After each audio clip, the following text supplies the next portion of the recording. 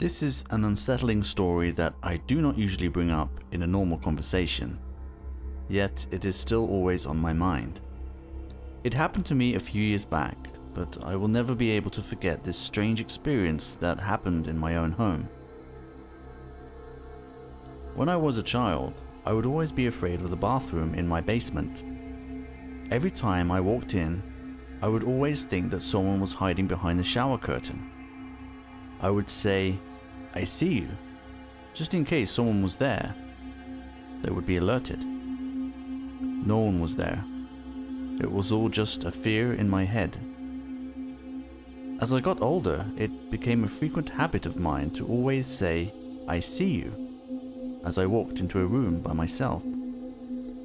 If I went to take a shower, I would say, "I see you." Come home from work, "I see you." It was all just to prepare for the slim chance that someone would be there and think that I saw them. One weekend, when I was 18 years old, my parents were out of town attending a close friend's wedding. My dad was the best man. I had the whole house to myself, and it seemed like the perfect getaway from their strict rules and occasional arguing. I didn't have friends to invite over, so I was always just alone by myself. On the first night, things were upright. I binged my favorite horror movies, ordered food from my favorite Chinese restaurant, and just did classic teenage things that I enjoyed. I woke up the next day for work, which at the time was as a delivery boy for a pizza place near me called the Bergen Beach Cafe. I did a lot of deliveries that night, and I remember making over $100 in tips, which was huge for me. Around 8 p.m, my shift ended and I arrived home. When I pulled into my driveway, I saw an unfamiliar car parked on the sidewalk close to my house. At first glance, I thought it was my neighbor's car, but there would be no reason for them to park in front of my house, since they have a driveway of their own. Though it was strange, I brushed it off and walked into my house. I changed out of my work clothes and showered up into fresh pajamas.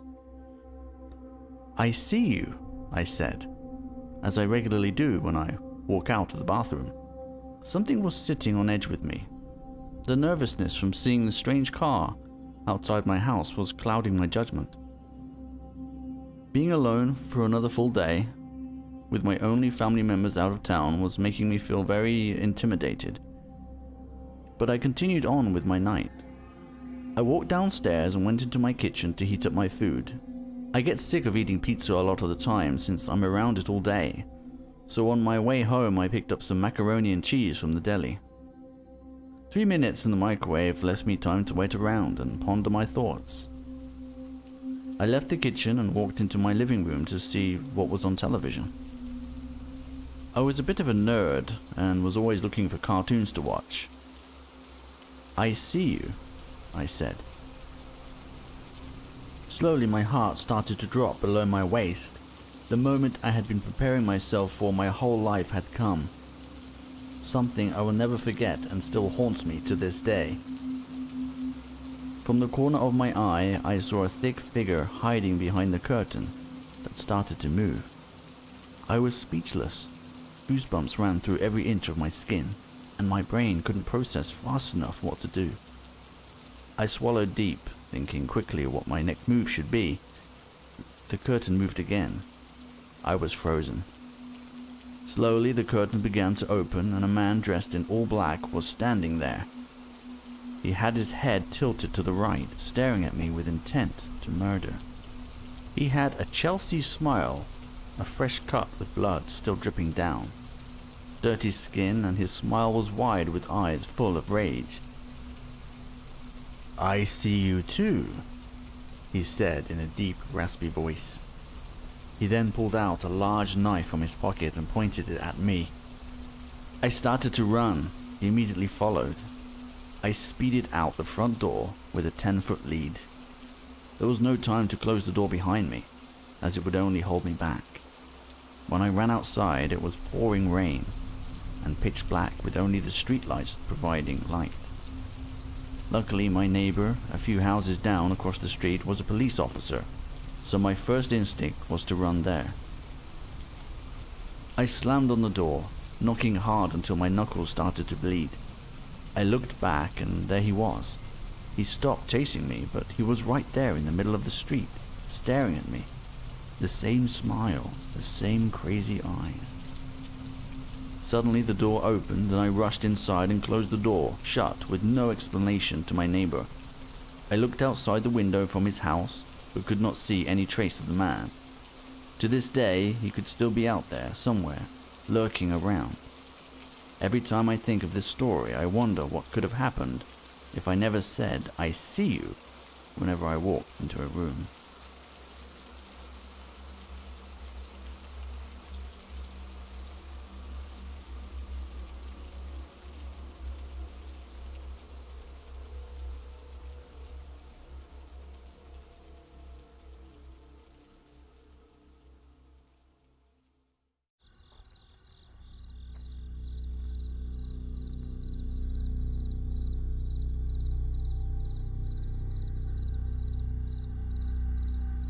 This story is a true story from my childhood.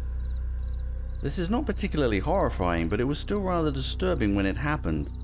Not to mention the mere speculations I now have as an adult make it sound like it could have been even worse than I remember as a kid. Here's the story. Halloween has always been my favorite holiday, ever since I was 3 years old. I love dressing up in costumes, getting candy, carving pumpkins, looking at all the fun decorations. And as I got older, I enjoyed the supernatural aspects of it. However, there was one certain occasion that happened to me every Halloween for the first 4 to 5 years after I turned 3 years old that was an unwelcoming sight. At least I don't remember the exact number of times because it happened so long ago in my childhood, but it's an incident that I will never forget. Now mind you, what happened every year was nothing violent or anything like that, but it was creepy for me to witness at such a young age. Especially when it made my parents uneasy as well. Every Halloween since I was 3, my parents, siblings and the next door neighbors would start our trick-or-treating on my street. It's important to note that my street has 4 circles like cul-de-sacs, but only one exit. After hitting each house around these cul-de-sacs, we would head to the very end of the street to go to the next street and a series of houses over. But as soon as we would reach the end of the street, an old rusty crappy looking car would be blocking it. If you've ever seen Spike's car from Buffy the Vampire Slayer, that was pretty much this car. My parents would tell us to wait as it seemed the person inside was driving. What made the situation creepy wasn't the fact that the man was driving slowly. No, what made it creepy was that when I looked at the driver, I got automatic bad vibes from him. Like in the back of my child's brain, a human instinct was telling me to stay away. The man always wore this very gross looking alien-like mask. I can't remember the exact details, all I remember was the yellow tainted skin and his gross brown hair. I always hated the way he stared at us. He would slowly move his head to look at every single one of us, and as he drove on, his head would slowly move back to keep staring at us. Yeah, I know, this is not the scariest or worst thing to happen. He could have been trying to scare everyone as a Halloween prank. But the thing I hated was that every single year, he was always there at the same time. At the end of my street, eyeing my siblings and me down. My parents hated it too. They didn't like a grown man eyeing us kids and the fact that he was always there each time every year. There was only one year he didn't show up, but the next year after that, when we talked about how strange it was and how we were glad we hadn't seen him the previous year, all of us got uncomfortable when we saw him there again. Still driving the same crappy car, still wearing the same mask, still eyeing down myself and my siblings. My parents were angry and wanted to tell the police. True, a crime was not being committed, but the way he had stared at kids is what set them on edge. Then, the next year, nothing. And the year after that, there was nothing. He stopped suddenly. I have no clue what happened. I don't know if he moved, got tired of the joke, if police had told him not to drive through the crowds or whatever. I only know that every year when I went trick-or-treating, I always dreaded to see if he would be there at the end of the street. Even when I was finally old enough to go out with my friends and I would tell them the story. Walking down to the end of my street, I hoped he wouldn't be there. He never was. Now this is just mere speculation, but I hope the reason why he stopped showing up wasn't that he had been caught doing something unspeakable to a child, knowing that a man that I believed to be dangerous turned out to be truly dangerous. What convinces me that something could have happened, but hopefully did not? A cop car was always parked at the end of the street, or a little further down every year since he stopped showing up.